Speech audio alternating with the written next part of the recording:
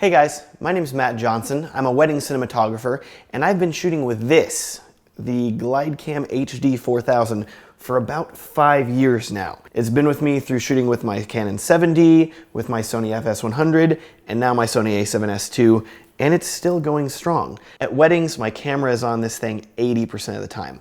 I use it for the standard Glidecam shots that are wide and sweeping. I use it for dolly shots. I use it to mimic a slider. I use it for stable shots. It's incredibly versatile and I can use it in so many ways, and it's great to have it as a tool. But I don't know if you're aware or not, but there's kind of a revolution going on in the world of camera stabilization that may make things like the Glidecam obsolete. And of course, I'm speaking about electronic gimbals, or in this case, the DJI Ronin-M, which is pretty darn cool. I mean, look at this thing. It's the future. This is what everybody's going to be shooting on. I want to attach this thing to my face and just wear it and walk around and have my entire life stabilized. It's pretty stinking rad. Now I want to talk about and review this thing, but not in the typical context. So if you're expecting some typical review where I'm just like, this is the cool things about this thing, this is the dumb things about it, that's not really going to be this review, because you can watch about 1 million other reviews on YouTube or Vimeo that have already done that. I really want to talk about the Ronin-M in the context of using it to film weddings. So if that sounds boring to you, you can go and watch some of the more generic YouTube videos, or just stick around because, hey, I'm going to try to make this entertaining. So the first context we're going to be talking about this thing is at weddings. Is it easy to set up? Is it easy to balance? How good is it? What kind of shots can you get with it? Really, is this a good tool to be using at weddings? The second context we're going to be talking about is the Ronin-M good in comparison to the Glidecam. Is it better? Is it worse? Should you choose it? Should you not? Which one should you pick? Welcome to my dining room, which is where my table is, but you can't see that because the camera angle isn't low enough. But hey, it's there. Right now I'm going to be showing you the setup of the Ronin-M, and I'm not going to do a full, detailed, here's how you put it together, because there's already a ton of videos on YouTube and Vimeo showing how to do that. What I really want to focus on is how long it takes to set up. So I'm going to put a timer up here in one of the corners to show you how long it takes to set up. And this isn't quite a real world scenario, but it's a pretty average time if you have a nice space to set up the gimbal, how long it will take to put together. So, got the fancy case for it. Very nice.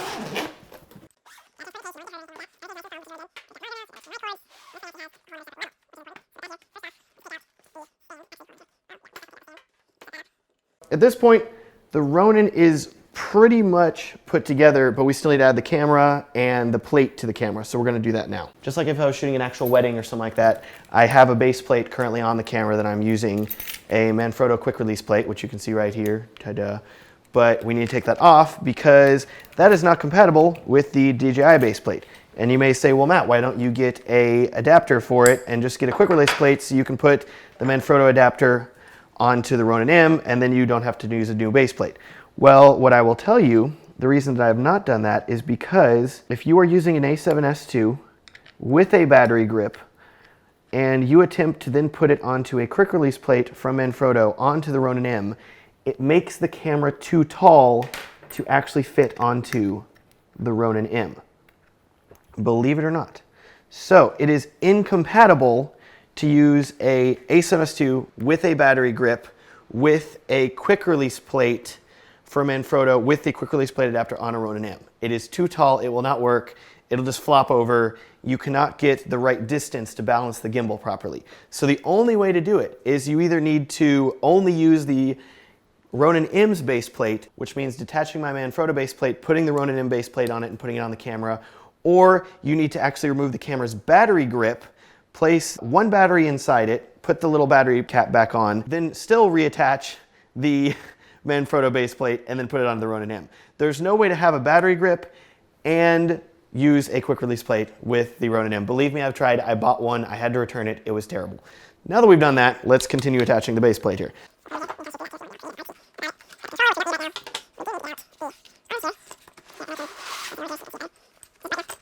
Hey! So now I got the monitor on. You can actually see what we're looking at here.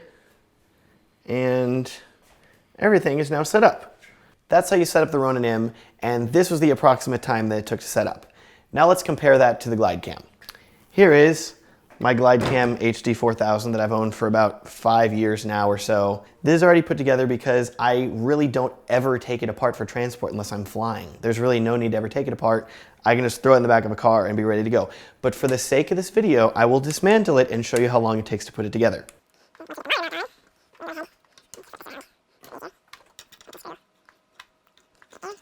Turn it on, walk around, shoot with it. That's it. Take it out of the car, put the camera on it, ready to go in about 20 seconds. If it's already balanced for the lens I'm using, I can be ready in about 10. It's pretty great. And that's how you set up the Glidecam, and this is the setup time that it took. Significantly quicker than the Ronin by an order of many minutes. But the extended setup time for the Ronin isn't really that big of a deal, especially if you're shooting a wedding that's only at one location. You show up early, you put it together, it's all ready to go, and then you shoot with it all day, and that's no big deal. But if you're shooting a wedding and it's at multiple locations, like they're getting ready at a hotel, then they go to the church, then they go to the reception venue, suddenly you potentially have 3 setup times for the Ronin, because this thing is not easily transported. You can't really put it down or collapse it. If you do, it'll just kind of collapse on the ground and then you have to recalibrate it. With this thing, you really need to put it back in the case every single time that you transport it. You really need to always have the case, and even more importantly, the stand ready so you can put it down. Unlike the Ronin with my Glidecam, my standard method of transporting it for weddings is to literally just toss it in the trunk of my car, go to the next location, take it out, pop the camera on, and I'm ready to record again. So I don't lose any time whenever I'm really doing that. Whereas with the Ronin, you've got significantly more setup time if you're changing locations. Next, let's talk about actually shooting with the gimbal, which is definitely something you're gonna wanna do after you've taken all the time to put it together. And once you pick it up, you'll realize this thing is a lot of fun. It's really cool. It's pretty darn easy to use, and I would say easier to use than the Glidecam, because so many of the fine tuning and techniques you have to learn are smoothed out because this thing has a computer in it that's doing all that for you. So you don't have to really learn how to fine tune pan, the computer just does it for you. And tilting, it'll tilt very smoothly. Whenever I have friends come over that don't even shoot videos and I set this up and say, try this out, they walk around the room and say, this is so awesome. And their footage actually looks pretty smooth. Unlike if you gave somebody a Glidecam and they're just like, I don't know what this is, please help me, and it's just kind of like all over the place. The Ronin makes shooting smooth footage very easy. Granted, you still need to learn how to roll step and properly walk so it can be as smooth as possible, but by and large, the Ronin-M makes shooting stable footage so much easier. And if you don't have guns like I do, which I don't, I would say that the Ronin is actually easier to use than the Glidecam, which is only one-handed.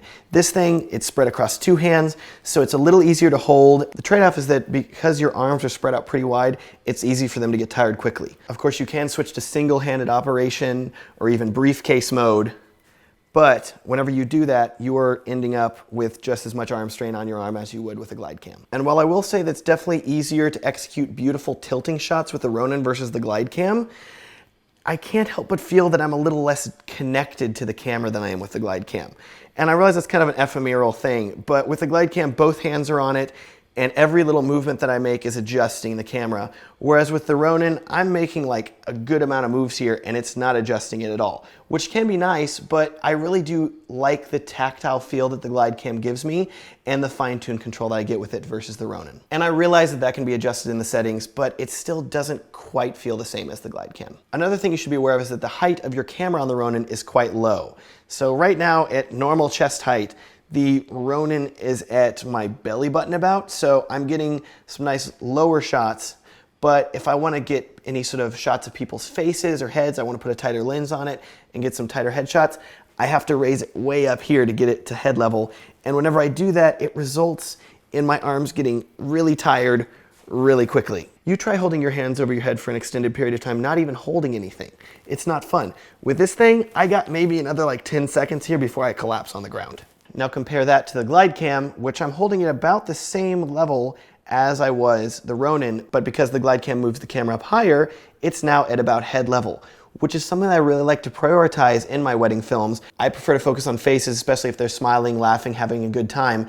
And so with the Glidecam, it is less strain on my arm to hold it at about this height and pan around, whereas if I was, say, shooting on the Ronin, having to hold it up high, this is just a little easier and less arm strain. Definitely be aware though that all of the weight is now on one arm instead of 2, so I don't know if I can hold this quite as long as I could the Ronin.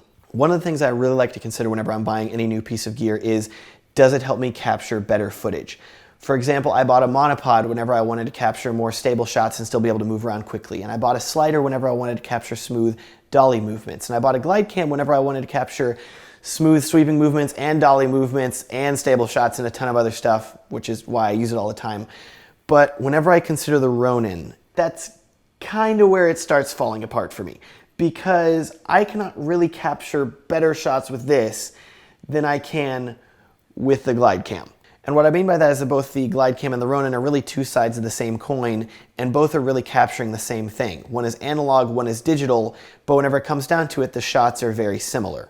Does the Ronin actually make for better footage than the Glidecam? And I'm gonna say no. I will say the Ronin has some very cool advanced features though, like the ability to have a second user use a remote to control the panning and tilting motion while the other person runs along. Granted, you probably want some sort of wireless monitoring system so you're not walking over the person's shoulder like trying to control it like, looks good, okay, you want to be able to just stand still and monitor it, but that's just another cost and not something that I've invested in at this time. One last thing to consider when shooting with the Ronin is that if you do not have a monitor to actually monitor what you're shooting, it's kind of hard to see what you're looking at because you're kind of looking down at the screen. Even if you flipped up, you're like, that looks good, I think. Okay, great. But if you have a professional monitor, like in my case, I have a small HD DP6, that makes it a lot easier to monitor the footage and see what you're actually recording. But that is another thing to set up and another cord to have dangling from it, so be aware. Unlike that, with the Glidecam, it's pretty easy to use the on-camera monitor to tell what you're looking at because it's right at head level. Also with the Ronin, you really want to be using a lens that has autofocus, otherwise you're trying to hold it up and like make a focus adjustment and then walk and then make another one if you need to, and that can be kind of difficult. Whereas on the Glidecam, because the camera's right there and the lens is right in front of you, you can literally just make a little adjustment and then move stuff, and then make another little adjustment if you need to, and get the shots that you need. Oh, and let's talk about the app, which is definitely not following any of iOS's current design language at all, and it's definitely a little clunky and weird to use, and I had to look up things like deadband and other things like that. The main thing to keep in mind is that if you need to make adjustments to the gimbal, you really need to either have the app or the thumb controller. If you do not have either one of these, you're kind of sunk as far as changing settings on the gimbal out in the field. The final thing I want to talk about is battery life. And the battery life on the Ronin is actually really good. I have never needed to change the battery at a wedding. I do own two just in case one of them ever does die and I need to recharge it and I can swap them out. But with the purchase of the Ronin, that is now another battery that I need to charge. And at this point, I have a Phantom and its remote and a GoPro and like 4 cameras to charge and I think 5 audio recorders. So my list of things that I need to charge before wedding day is slowly growing larger, and at some point I think I'm gonna just have like 10 surge protectors daisy chained together with just like 50 batteries charging at the same time. I'm not quite to that level yet, but it definitely might hit it at some point. In conclusion, I think the gimbals are an amazing piece of advanced technology that are not quite ready to be used when filming weddings. Now I do know of plenty wedding cinematographers that do use them though and love them. I know that White and Reverie, some wedding cinematographers based out of Colorado, took a Ronin-M to Iceland and hiked halfway up a mountain with it to film a couple, and it worked out great for them. But for me personally, and this is just my opinion like all of my reviews, I am not ready to switch from using a Glidecam to using a Ronin-M or any other gimbal for that matter when shooting a wedding. Make no mistake though, I do think that gimbals are the wave of the future and Glidecams are on the way out. They're kind of like self-driving cars though, they're not quite there yet. But like all technology, I think the gimbals are going to get better, their apps are going to get smoother, they're going to get more stable, more features are going to be added, and they're going to be doing some crazy stuff in the future. But for now, I would settle for a gimbal that just lets me put it down without needing a huge stand to set it down on. Is that too much to ask? Give me a little kickstand, DJI, in your next version, and I may buy it and start using it at weddings. But for now, my arms are tired, and I really want to put this thing down. If you're shooting weddings and you're considering buying a Ronin-M, I would heavily consider buying a Glidecam instead. Because once you build out the Ronin with all the parts and accessories, you're going to be spending triple what an HD-4000 costs for shots that really aren't better once you learn how to use the Glidecam. So for me personally, I'm really having difficulty justifying the price of the Ronin over the Glidecam. Compared to a Glidecam, the Ronin-M also has an incredibly long setup time because you need to pack it up into a case whenever you transport it. It took like 10 minutes, whereas the Glidecam takes like 10 seconds, which when I'm shooting a wedding, I rarely have 10 minutes to spare to do things. I'm usually running around like a madman trying to film different stuff. That said, once you get it set up and it's balanced, it's easy to shoot with. It's fun. You could give this to a second shooter and say, go get me some pretty shots. And they'd be like, okay. And they'd go and do it. And it would look awesome because this thing takes a lot of the technical requirements out of shooting with a Glidecam. But I will say that the battery life on the Ronin-M is not as good as the battery life on the Glidecam. So when would I buy the Ronin-M over the Glidecam? Well, I would probably buy it if I wasn't super muscular and buff. Because with the Glidecam, all of the weight of the camera and the gimbal is on one arm, and that can get tiring very quickly. Whereas with the Ronin, you're spreading the weight over two arms, so you should be able to hold it easier, especially if you don't have as much upper arm strength. Secondly, I would also use the Ronin if I was on more film sets, if I was shooting more corporate videos, if I was filming basically anything where I had time to show up, set it up, calibrate it, balance it, make it look really awesome, and have multiple takes to get good shots. Basically anything that's the opposite of weddings where you only have one take to do anything. In my case, shooting weddings, needing to move from location to location very quickly, getting a ton of shots, not wanting to mess with electronic calibration or batteries, I'm gonna stick with the analog Glidecam that really only requires basic weights and muscles. If DJI or another company make a Ronin-M or another electronic gimbal that is smaller, lighter, quicker to set up, and has an actual stand, then I will definitely heavily consider that over the Glidecam. One of my friends is now shooting all of his weddings with a Came TV single gimbal that he speaks very highly of. So at some point I want to check out one of those. But considering everything that I've said in this review, and even with all of the technological wizardry and witchcraft and magic that DJI has managed to cram into the Ronin-M, I think I'm going to be selling it and keeping my Glidecam. I hope that doesn't break any of your hearts, and if you have any opinions about the matter, or you want to buy the Ronin from me, or you have any questions or comments or anything else, please leave me a comment below or get in touch with me through my website, whoismatt.com. You can also check out my wedding films at my wedding film production company, Filmstrong Productions, at filmstrong.com. Thanks and have a great day.